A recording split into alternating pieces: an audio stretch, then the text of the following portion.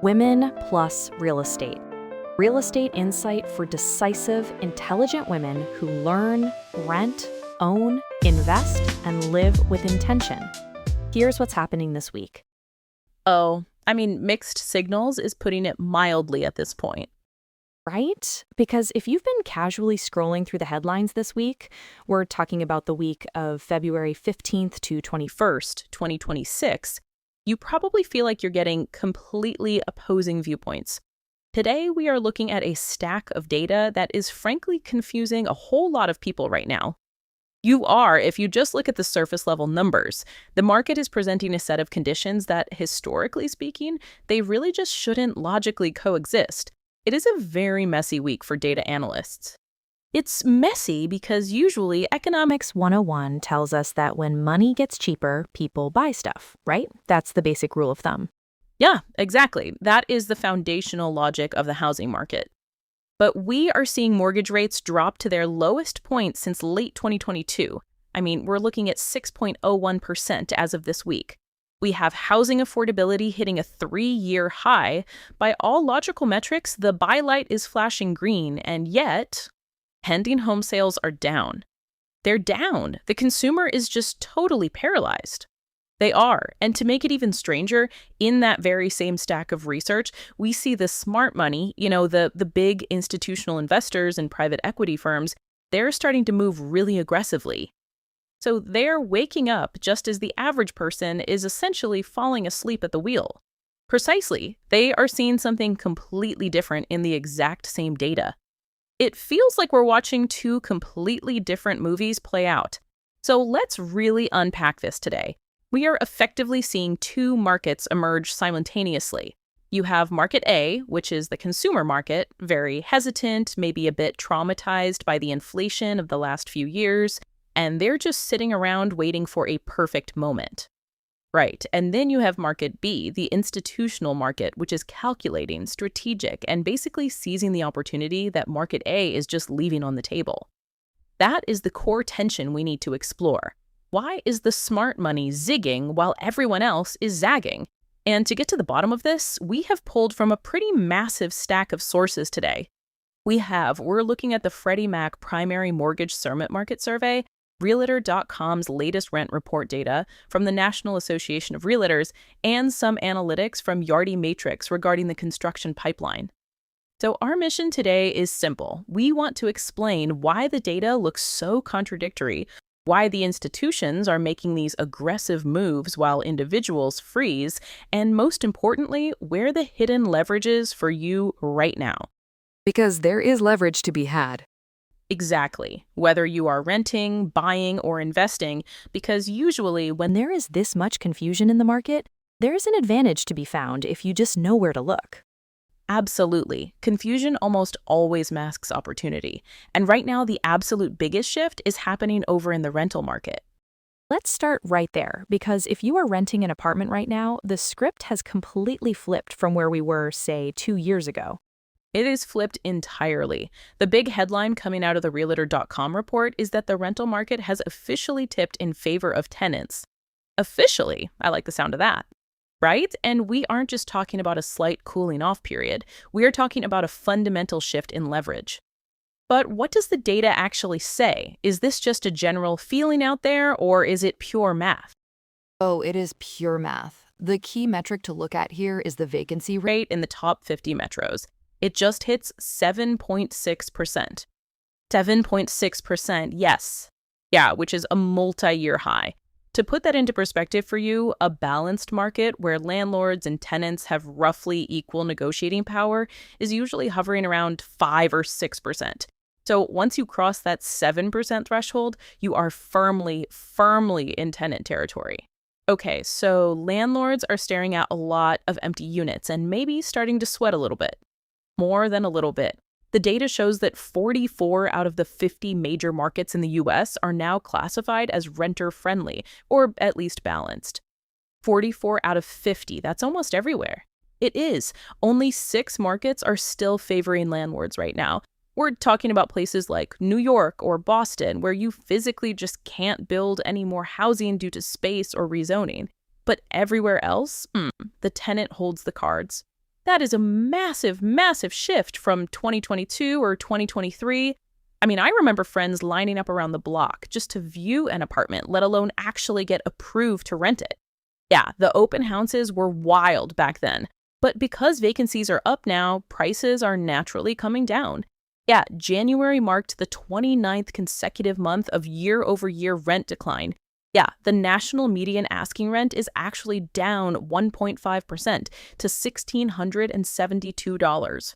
Yeah, we're in 9 months, almost 2.5 years of steady. Rent declines. That's not just a blip in the radar, that's a macro trend. But we need to explain why this is happening. Is it that people just can't afford apartments anymore, so they're moving back in with family? Or is there something else driving this? It's the supply wave. We talked about this conceptually a while back, but now we are physically feeling the impact of it.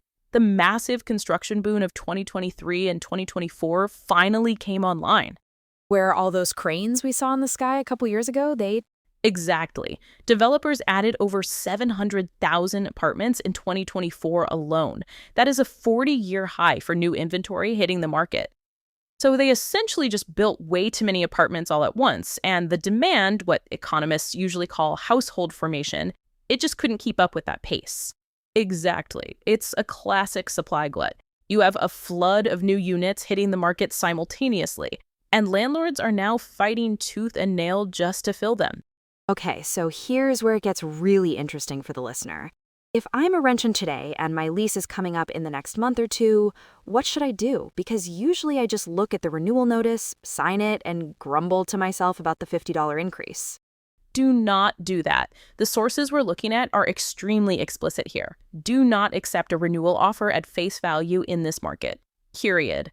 Landlords need you right now a lot more than you need them. But here's the real trick. Don't just go in and ask for a lower monthly rent. Period. Wait, why not? If the market is down and rents are dropping, shouldn't my rent just go down? You can certainly try that, but commercial landlords absolutely hate lowering what they call the headline rent. Headline rent, meaning the official monthly number on the contract. Right, because if they lower that number, it literally devalues the entire building on paper if they ever try to sell it or refinance their own commercial loans. Though instead of a price drop, you need to negotiate for concessions. Concessions. Okay, break that down for us. How does that work in practice? A concession is something that lowers your net effective rent for the year without actually changing the contract price. The most common one right now is free months of rent. The data heavily suggests you should be asking for 1 month free or honestly even 2 months free, depending on what city you're in. Oh, wow. So I agreed to pay the full stated price for 10 months, but I actually get to live there for 12 months. Exactly. And if you do the math, that saves you way more money over the course of the year than negotiating a measly $50 discount on the monthly rate. That makes total sense. And you don't have to stop at free rent. You can ask for waived application fees, you can ask for waived pet deposits, free parking spots, or you can look at the lease-up buildings right down the street.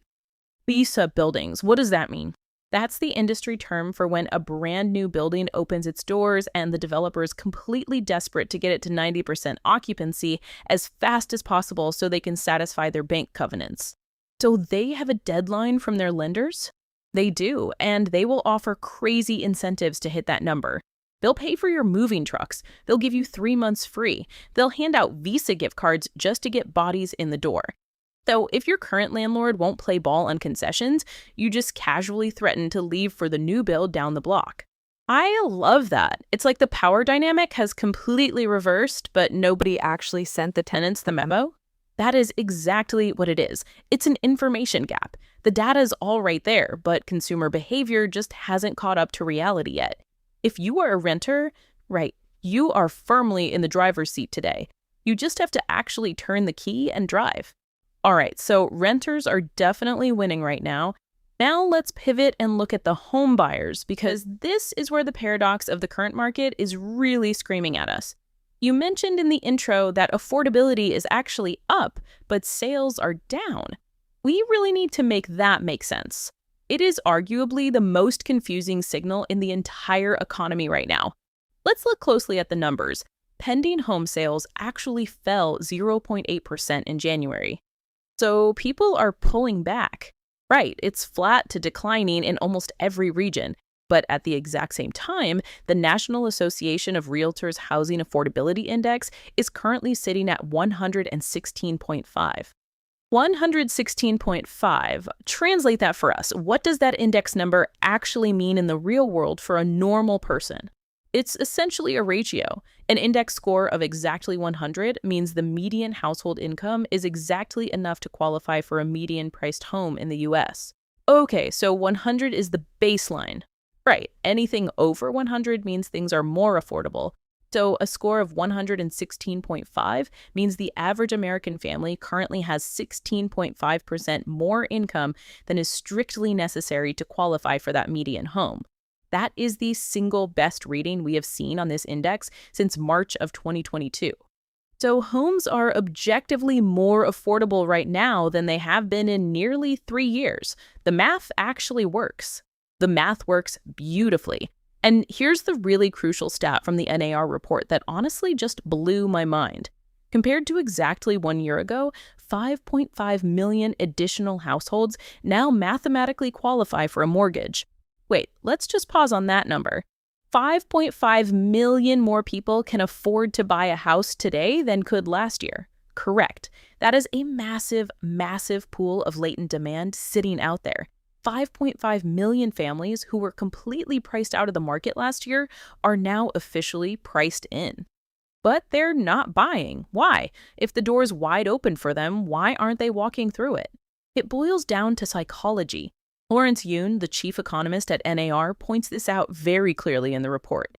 People aren't looking at the math of today. They're looking at the memory of yesterday. The memory of 3 or 4% interest rates. Exactly. They're sitting around waiting for rates to magically hit 3% again, or they're waiting for home prices to suddenly crash 20%. They are completely paralyzed by the lock-in effect of their own expectations. I totally get that, though. I mean, 6% still feels really high if your anchor point is 3% from a few years ago. And absolute prices are still high historically. It feels scary to jump into the biggest purchase of your life when you're convinced a better deal is just around the corner. It does feel scary. But the sources argue very strongly that these hesitant buyers are waiting for market conditions that have actually already arrived. They just look slightly different than expected. What do you mean they've already arrived? Think about the actual experience of buying a house right now. Because demand is paused, competition is way down. You aren't getting into brutal bidding wars with 15 other people on a Tuesday morning.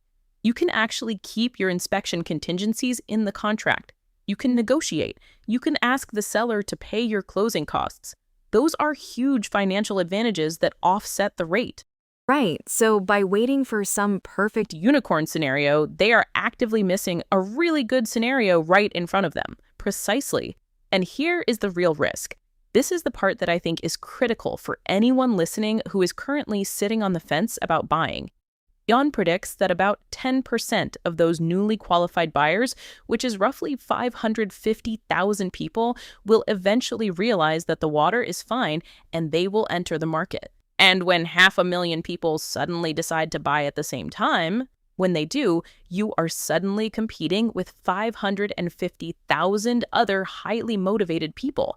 You instantly lose all your negotiation leverage. You lose the ability to ask for closing costs.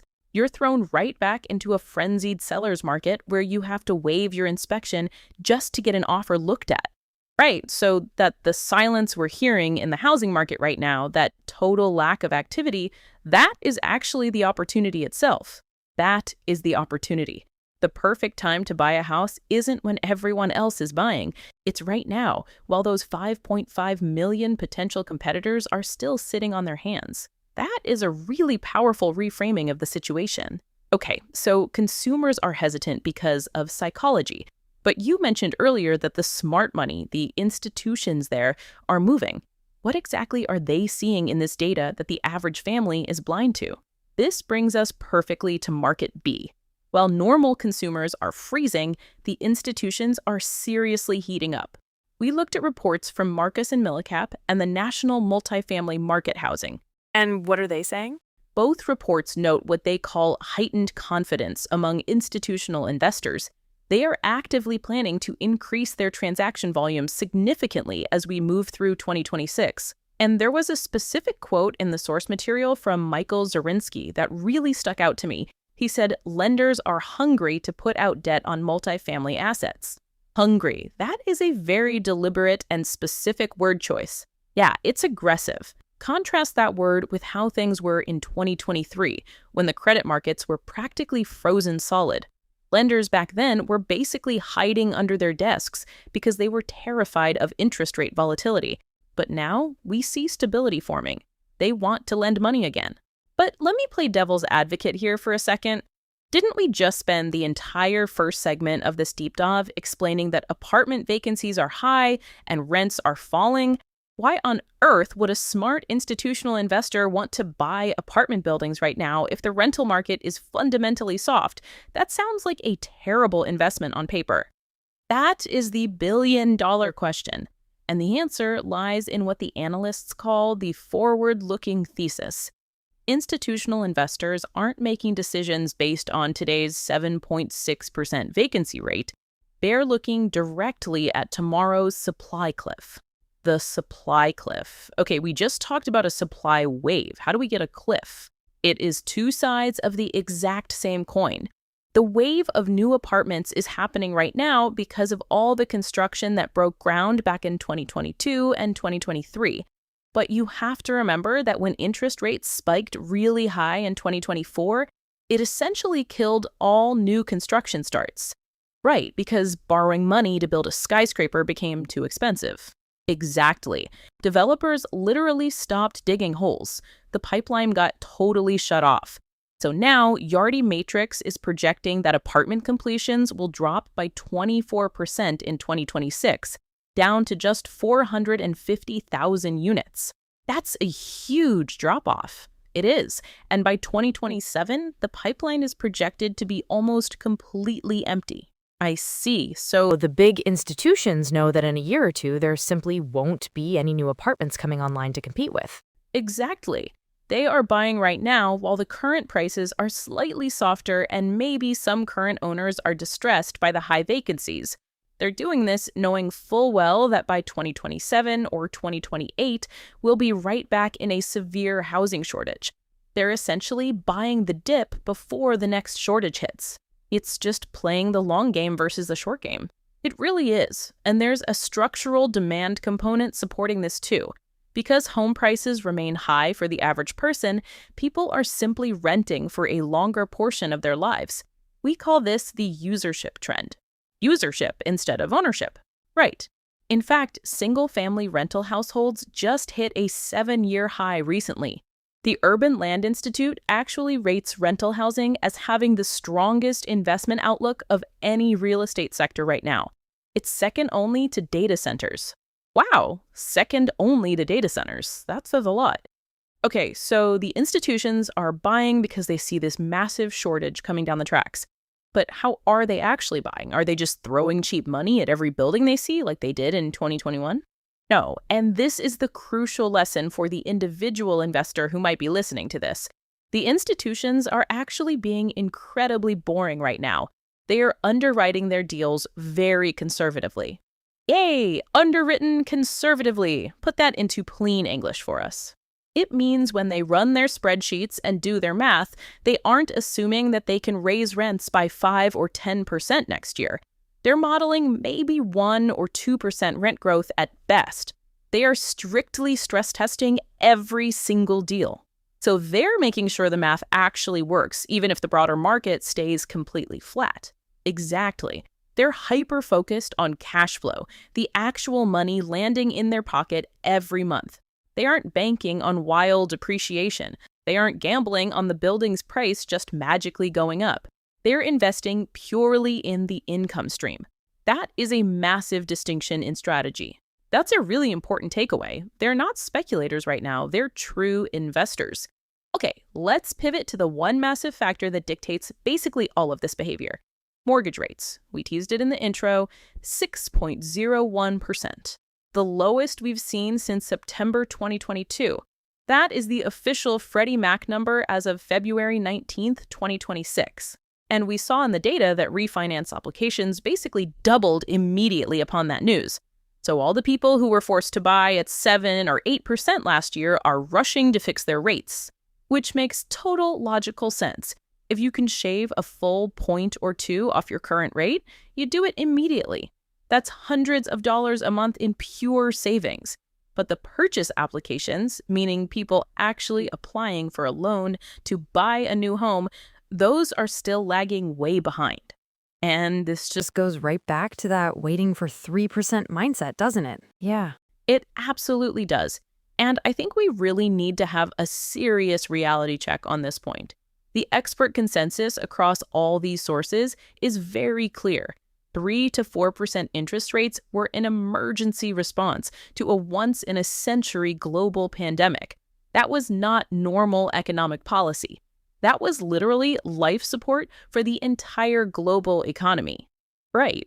So waiting for a 3% mortgage rate is essentially like waiting to spot a unicorn. Unless we experience another global economic catastrophe, which I don't think anyone actually wants, we are not seeing a 3% mortgage again. If the economy is fundamentally healthy, rates should absolutely be higher than that. The historical average for mortgages in the US is actually around 7 or 8%. So 6% is actually pretty good historically. 6% is completely normal. It's not high at all. And there is a real tangible cost to just waiting around for rates to drop, isn't there? I think a lot of people get hyper-focused on the monthly payment number, but they completely forget the rest of the financial equation. There is a massive cost of waiting. Let's just do the basic math on this. Suppose you want to buy a $400,000 home today, but you decide, you know what, I'm going to wait 2 years for interest rates to drop from 6% down to 5%. Okay, on the surface, that sounds like a smart conservative move. Lower rate means a lower monthly payment, right? But home prices aren't crashing while you wait. They are steadily edging up. The latest data shows prices increasing about 0.9% year over year. So in 2 years, that same $400,000 house is now going to cost you $408,000 or maybe $410,000. Okay, so I end up paying a higher base price for the exact same house. Plus, you have spent those 2 entire years paying rent to live somewhere. Let's just say your rent is $2,000 a month. Over 2 years, that is $48,000 completely gone. Zero equity built for yourself. You just pay down your landlord's mortgage instead of your own. So let me get this straight. I waited 2 years. I saved maybe $150 a month because I got a slightly better mortgage rate, but I literally burned $48,000 in rent, and the actual house got $10,000 more expensive. Exactly. When you actually sit down and run the raw numbers, the safety of waiting is a complete illusion. You are bleeding equity every single month while you wait for a magical rate cut that might not even ever happen. And that math doesn't even account for the competition aspect we talked about earlier.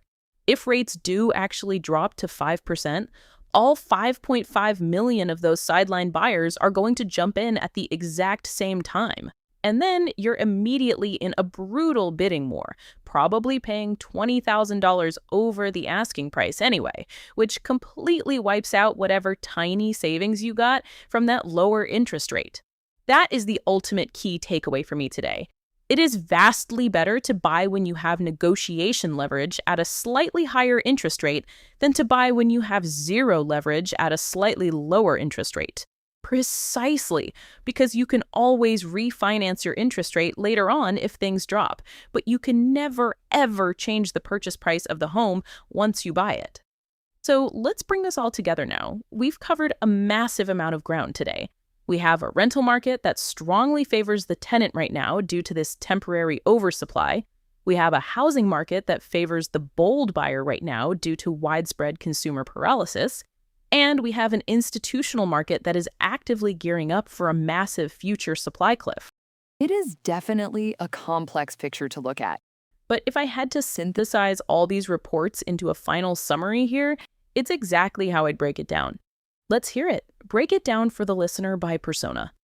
First, for the renters out there, The 7.6% vacancy rate is your absolute best friend right now. Use it. Negotiate your lease right now. Do not wait for your landlord to benevolently offer you a deal. Ask for concessions up front. Ask for that free month of rent. The data is mathematically completely on your side. Perfect. And for the buyers? For the buyers out there, the idea of a perfect time to buy is a myth. The actual time to buy is whenever you have leverage. Right now, you have a rare window of opportunity where affordability is up and competition is incredibly low. That window slams shut the very moment rates drop further and the rest of the herd wakes up. Don't wait to become part of the stampede. And finally, for the real estate investors tuning in, for the investors out there, your playbook is simple. Be boring. Follow the institutional lead here. Don't try to flip houses hoping for rapid appreciation, because that game is over for the time being. Buy strictly for cash flow. Underwrite your deals very conservatively and position your portfolio to take advantage of that 2026 to 2027 supply cliff. It really does seem like the entire market is handing out leverage right now to Anyone paying attention, but it's just disguised as uncertainty. Leverage disguised as uncertainty. It's a truly beautiful way to put it. Most people just look at the confusing headlines and they freeze. The successful people look at that exact same confusion and they actively search for the mispricing. Yep, and that leads us perfectly to our final thought for you to take away today. Yes, here is what I want you to mull over as you go about your week. When the market feels incredibly messy, contradictory, and confusing, like it clearly does this week, that is almost always where the real opportunity hides. If you wait around for the evening news to finally tell you that the market is good again, you have almost certainly missed the best entry point. Right, because by the time the mainstream headlines say the housing market is booming, all the good deals have already been bought up by the smart money. Exactly. So the operative question for you isn't, is the market good right now? The question you need to ask yourself is, are you positioned to see the opportunity that this complexity creates? Because while everyone else is freezing in place, the smart money is already making its move. That is a phenomenal place to leave it. We really hope this analysis helps you navigate these two very different, very confusing markets. That's this week from Women Plus Real Estate. Full newsletter with data, links, and archives at womenplusre.substack.com. Until next week, keep your eyes on the market.